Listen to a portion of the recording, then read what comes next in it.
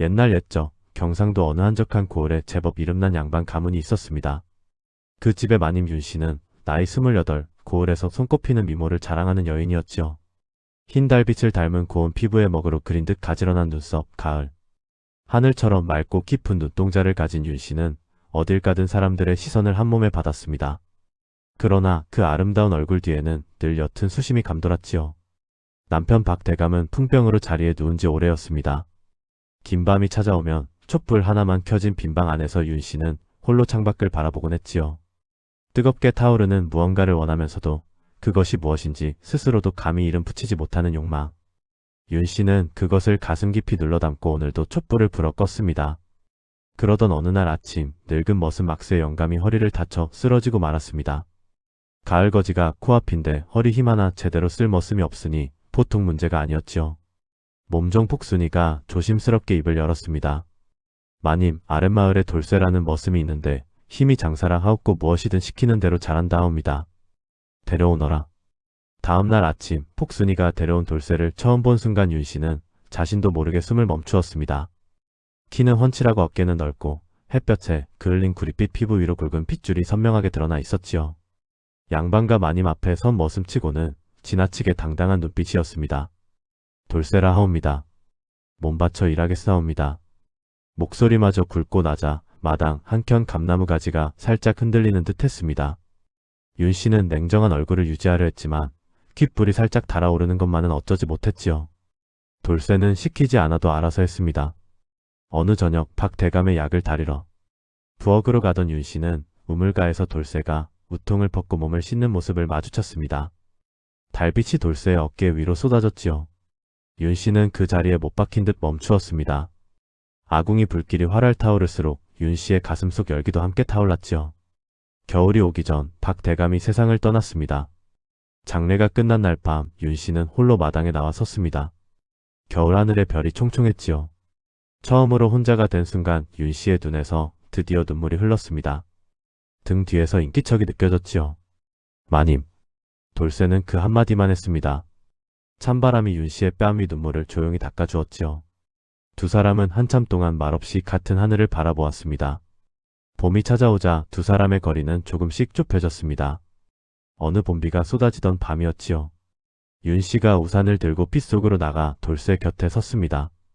좁은 우산 아래 어깨가 닿을 듯 말 듯한 거리였지요. 핏소리가 요란했지만 두 사람 사이는 이상하게 고요했습니다. 마님, 저 같은 놈에게 이리 잘해주셔도 되는 것이옵니까? 윤씨는 한참 뒤에야 조용히 입을 열었습니다. 사람이 사람에게 잘하는데 이유가 필요하더냐. 그날 밤 윤씨는 손수약을 들고 사랑채로 건너갔습니다. 호롱불 하나가 켜진 작은 방 안에서 윤씨는 돌쇠 앞에 무릎을 꿇고 앉아 조심스럽게 상처에 약을 발랐지요. 타닥타닥 불꽃이 흔들리고 두 사람 사이에 아무 말도 없었습니다. 두 눈이 마주쳤습니다. 얼마나 가까운 거리인지 숨결이 닿을 것 같았지요. 꽃봉오리가 오래 참다 끝내 피어나듯 두 사람의 마음이 마침내 하나로 열렸습니다. 호롱불이 흔들리다 이내 잠잠해졌고 밤은 깊고 고요하게 두 사람을 감싸 안았지요. 그러나 세상은 두 사람의 사랑을 그냥 내버려 두지 않았습니다. 고을에서 오생원이라는 자가 윤씨를 향해 흉흉한 소문을 퍼뜨렸습니다. 오래전부터 윤씨의 미모에 눈독을 들이던 자였지요. 급기야 관아에 투서까지 넣었습니다. 윤씨가 관아로 끌려가던 날 돌쇠는 마당에 서서 주먹을 쥔 채 그 뒷모습을 바라보았지요. 관아에서 윤씨는 꿋꿋하게 버텼습니다. 소인은 아무 잘못도 저지르지 않았사옵니다. 죄 없는 사람을 내치는 일은 하지 않겠사옵니다. 관아를 나서는 윤씨의 팔을 오생원의 부하가 거칠게 잡아당겼습니다. 그 순간 어디선가 달려온 돌쇠가 그자의 팔목을 단단히 틀어쥐었지요. 마님께 손대지 마라. 돌쇠는 수적 열쇠에 여러 군데 얻어맞았습니다. 그럼에도 윤씨 쪽으로 쓰러지지 않으려 버텼지요. 윤씨와 돌쇠가 힘을 합쳤습니다. 돌쇠는 고을을 돌며 오생원에게 억울하게 당한 이들을 모았고 윤씨는 관아에 오생원의 비리를 낱낱이 고했지요. 결국 오생원은 관아에 잡혀 들어갔습니다. 그의 재산은 몰수되어 피해를 입은 소장농들에게 나누어졌지요.